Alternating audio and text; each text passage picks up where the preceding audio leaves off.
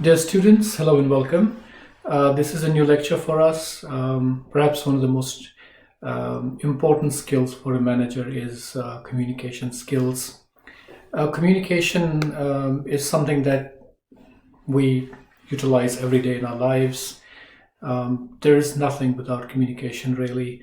Right from the times we were born to throughout our lives, communication is something that is a basic fundamental of our lives.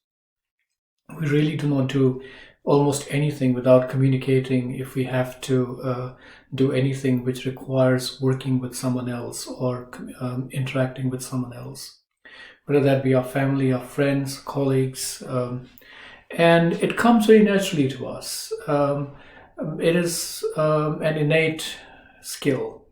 It's an innate characteristics of human beings, but not only of human beings, but we see that communication is something that is present in other living beings, whether they be animals or even plants. There's a lot of research that has shown that even plants communicate. We human beings communicate with each other. We communicate with our family, our friends, our colleagues, our neighbors. We also communicate with even animals. We have pets, we communicate with them in some way, shape or form, and that communication is a matter of research and for a lot of people. And these days, with the advent of technology, we even have started communicating with non-human or non-living objects like our cell phones, with our computers, with other devices that are now becoming smarter and smarter, and there are ways to communicate with these devices, and the devices can start understanding us now as to what we want from them, from those devices. So communication is something that's been around in the millennia. We, from an evolution standpoint, have been enhancing a paradigm of communication, with the communication becoming more and more sophisticated as human beings have evolved. Now, this background of communication as a skill and as a characteristic, the human characteristics, is important when we delve deeply into why communication is a fundamental skill for managers. What are the learning objectives that we have in this lecture? We really have to define communication. While we can all define communication in our own ways, but there has to be a more standard definition of communication that we all can understand. And once we all understand in a similar fashion, then perhaps we can communicate better with each other. We will also start looking at communication as a process that involves multiple steps. And then we will try to go into each step and try to understand how that step can be enhanced to further enhance how we, or further better how we communicate. We, through this interaction, through this lecture, through this unit, will also make attempts to describe the value of effective communication. So that's a learning objective, is that we'll learn about effective communication. And we can also differentiate effective communication from non-effective communication or ineffective communication. One thing that we will try to focus a lot on is the emotional aspects of, or subjective aspects of, communication. Why this is important is because we know that that our workplaces are a mix of a lot of human beings, a lot of people, and they're not our family usually, they're not our friends, and we just join a new organization and then get exposed suddenly to a very large number of people with whom we may have never interacted or communicated before. And we do not know a lot about them, and to communicate effectively and in a very in a non-judgmental, not subjective fashion, to get a point through, we have to really understand how emotions, how perception, and how subjectivity can come into the communication process. And this is a real matter of interest for managers, since it happens every day in organizations at all levels, be that at the level of the board of directors, through the top management, the senior management, middle management, frontline staff, and every other part of the organization. This is something that's prevalent throughout organizations in its expanse. Now, why does communication matter? If you look at how you are in your organization, or even within your family or your friend circle or your club or any other associations that you have, and you break it down, at the end of the day, it's about people. It could be someone at your club that you need to communicate with. It could be your soccer coach, or it could be your friend who you've known for a long time, or it could be your manager at work, it could be your subordinate or your team member, it could be one of your family members. But at work, business is about people. At the end of the day, we are part of a team, or we're part of a large organization that we have learned in the previous lectures is trying to achieve a common goal. And people are responsible at the end of the day for taking decisions, for defining the course of the organization, for maintaining a high quality, high productivity environment, and anything about those people, whether that is their performance or their stress levels, as we discussed in the previous lecture, or the way they communicate is going to impact the performance of the organization. So it is something that's of interest to businesses, to managers, to leaders. And because we are people that form an organization, the people have to work with each other, have to communicate with each other. So it's kind of a connection between people. We have to share our thoughts. We have to tell each other what to do. And for doing that, we need to utilize the common methods of communication that we normally have to effectively communicate.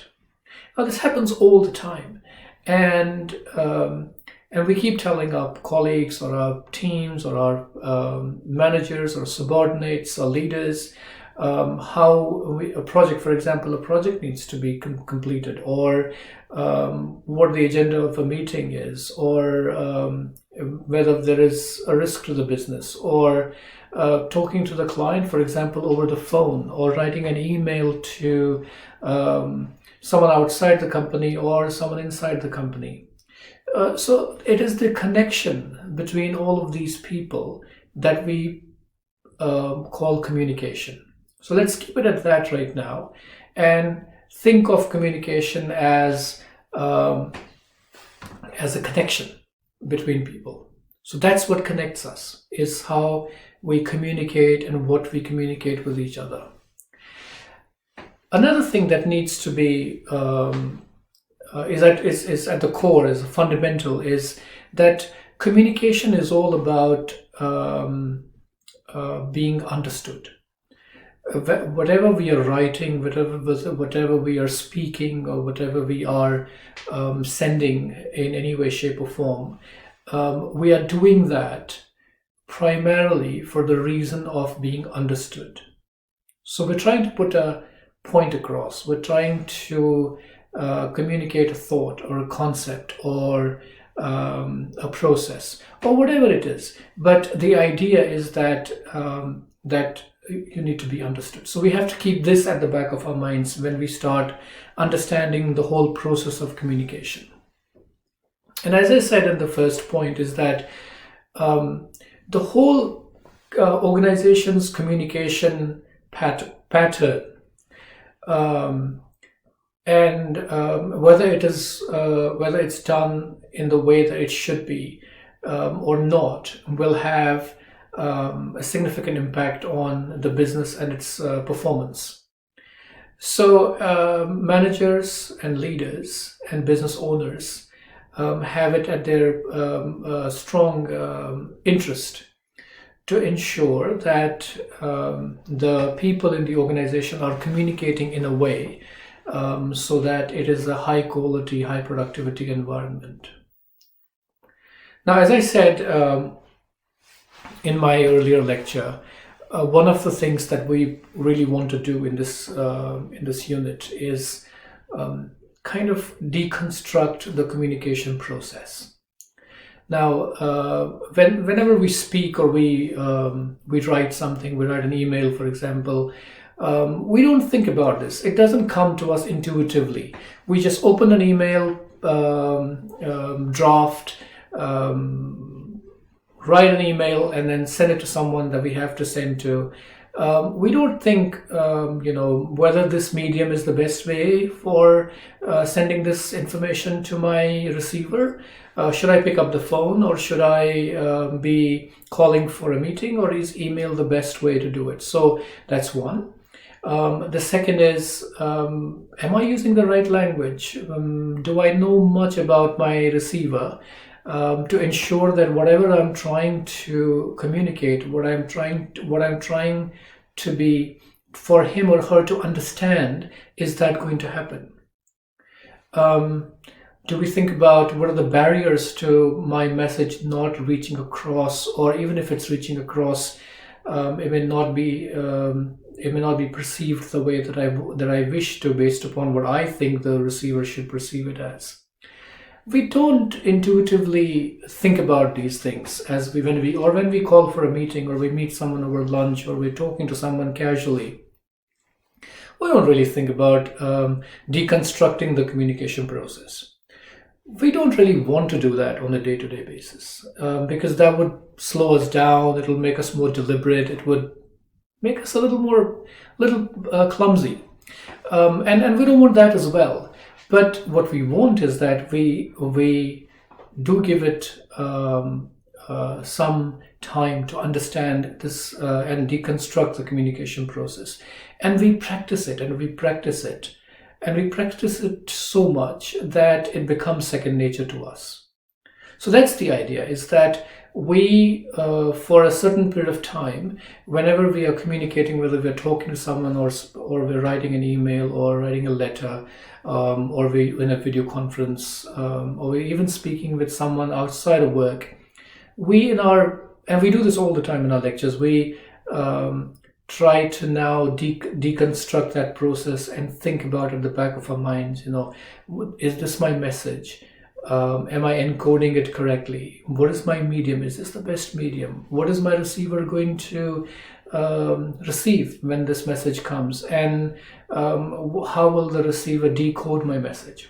So here's a diagram in front of you right now. And as you can see, it's a loop where if you're the sender and you're the one who's initiating the communication process, you have something to tell someone else, and then you have a message. Basically, this message is something that you want to then communicate across to someone else. The message is primarily your information, and the receiver is at the other end, will also become a sender when the receiver sends you something back. It could be a message, it could be information. So we'll go through this loop of sending the message or sending the information and receiving a message back or receiving information back. So who's a sender? A sender is a person who is wishing to share information with some other person. Now, it's at its most basic level. It could be one person, it could be a number of people. It could be it could be a CEO sending out a video that is now watched by 50,000 people in the organization across the world, in different countries, different cultures. So they're all receivers. And it could be a one-on-one conversation in a meeting room, or it could be anywhere in between. But a sender is a person who is wishing to share some information with some other person. And this sender now wants to send a message, wants to send information to another person. So what is this message? A message is what information this person is wanting to communicate to the other person. So think of message always as information. There is information. So if there's no information, there should be no message. And that is why going back to effective communication is think, is this required or not required? Is there enough information that I am sending that it qualifies for me to send a message? It could be an email, it could be asking someone for a meeting. Is this going to be an effective utilization of my time and that person's time, because the information that I have to share is relevant and important and enough to qualify for that communication process? So the message is the information. What's encoding? Because that's the first thing that you do when you want to send a message. Encoding is that now the sender is translating the message into something. So it could be a written format, two friends talking to each other on their cell phones may not even send a word, but send some emoji or send some GIF or send something which is not even words, but the receiver will still understand what they mean. So they're encoding their message in the form of emojis, or they're encoding their message in the form of some other a picture, for example. So you decide as a sender how to translate. So you could write a 1-paragraph email, or you could write a 2-page email, or you could pick up the phone and speak with someone, or you could say, no, I want to, and then you could use the language, you could use written, verbal language over the phone or over the video conference. So that's your encoding. That's how you translate the message into your language. And we will talk a little bit more about that. And then noise. Now, noise is very important in communication. Think of noise as a distraction. It's omnipresent. It's present all the time, and you will see why. Now, when you think of noise, in layman's terms, in our normal conversations, we generally refer to noise as physical noise, which is maybe we're in a very loud environment. We may have not chosen the right place to communicate, and there's a lot of background noise. So this is one of the physical constraints of communication, which is physical noise. Could be that there is a fire truck going, passing by, and you say something to someone, and then at the same time there is a police siren vehicle going, and the next person doesn't hear anything. Or it could be in a classroom, and the teacher is saying something, and then suddenly there is a very loud noise, and then some of his or her words are lost in that physical noise. So that's the noise because of the physical surroundings that we have. But there are other kinds of noises in communication. One of the other important kinds of noises is psychological noise. Now, psychological noise is something that could be in the person who is sending the message, or it could be in the person who is receiving the message. And the psychological noise could include, say, for example, perceptions, which is or biases or preconceived notions about certain things. Now, we'll talk more about them later, but those can form the psychological noises. Then semantic noises. Now, semantic noises is noises that if, for example, the person who is wishing to communicate utilizes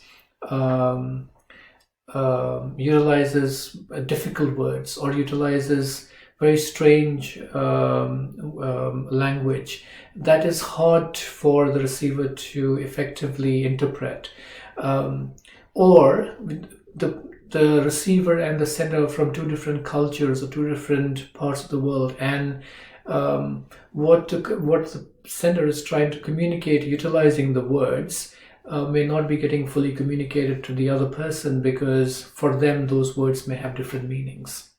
And that is why cultural differences, geographic differences, and even language differences can be quite a challenge when communicating, and requires, for a manager, requires a lot more preparation.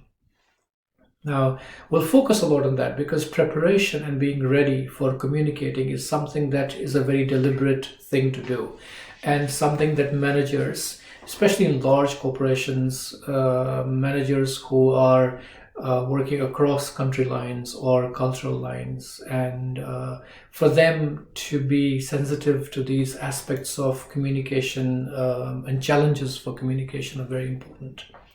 So, encoding is basically translating your message into a certain language or into a certain way that then gets sent over. And noise is, and one noise I forgot to mention is physiological noise, which is that it could be something related to the sender or the receiver again. Physiological is something to do with us. Our ability to either communicate effectively, or our ability to fully be able to receive that message. Say, for example, in a spoken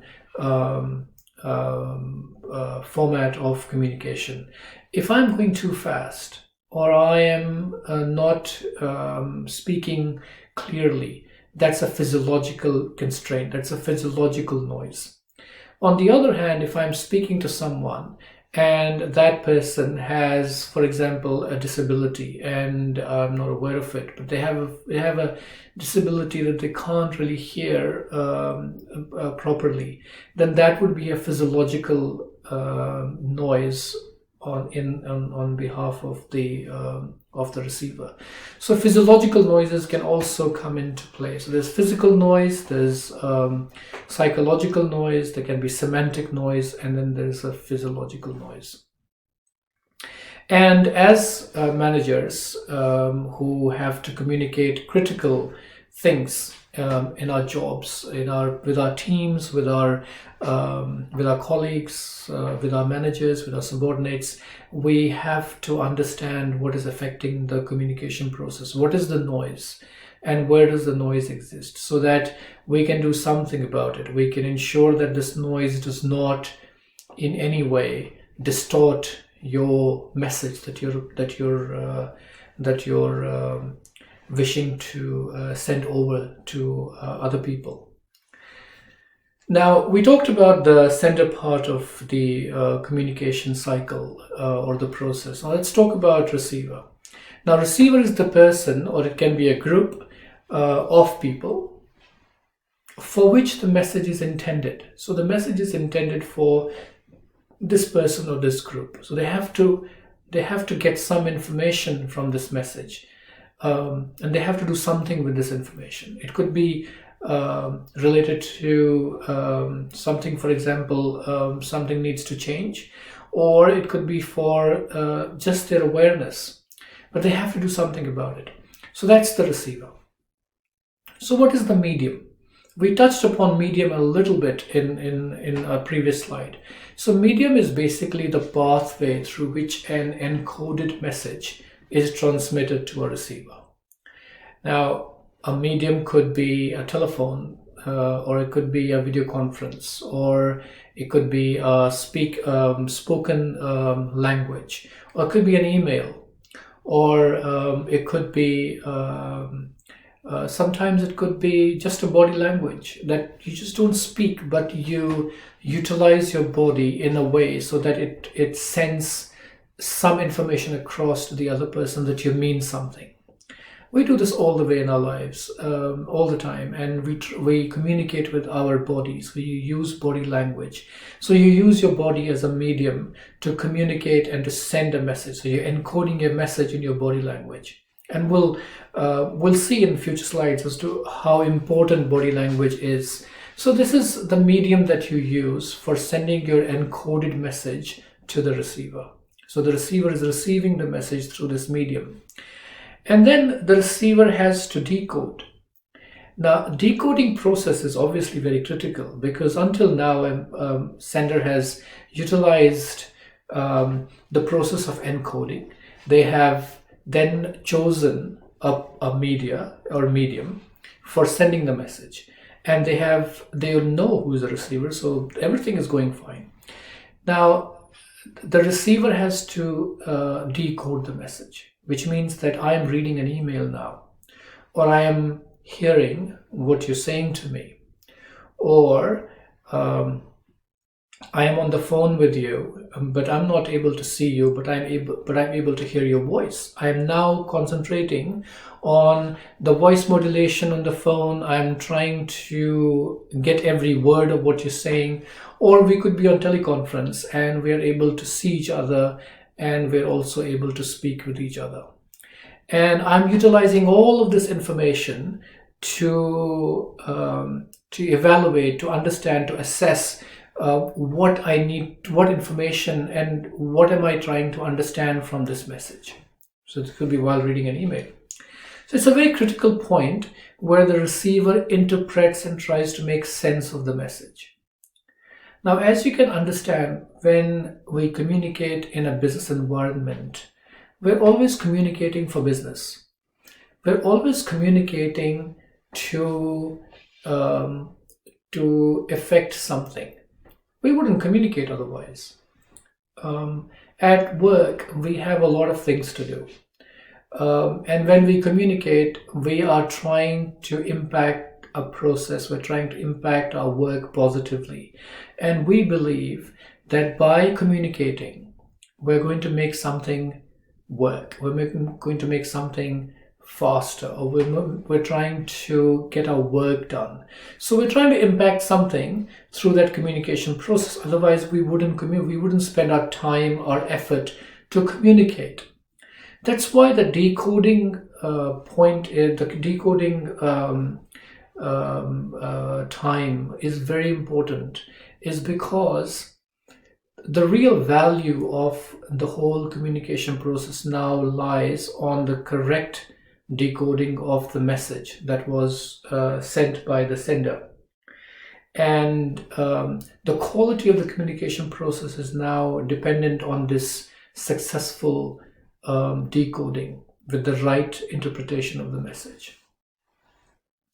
So keep that, when we go in the next slides, think about it. Think about encoding, think about decoding, think about, go back to the slide, think about the message, think about the medium, think about the receiver now becoming the sender, and then reversing the process and sending the message and encoding it again. So you could have a message where you send an email, say I sent an email to you. I use the medium as an email. I use my English language, writing 2 paragraphs, trying to tell you how you have to study communication skills. So this is my email to you, and you read the email and you understand it correctly, and you now want to send something back to me, but you don't email me back. You have my number, you just pick up the phone and talk to me. So we're using 2 different media. I'm using written language through email electronically, and you're using a telephone conversation where I can hear your voice, you can hear my voice. So we're using 2 different media, and that will have an impact on our ability to communicate, or what we're trying to communicate, and how successfully we're able to communicate what we want to communicate.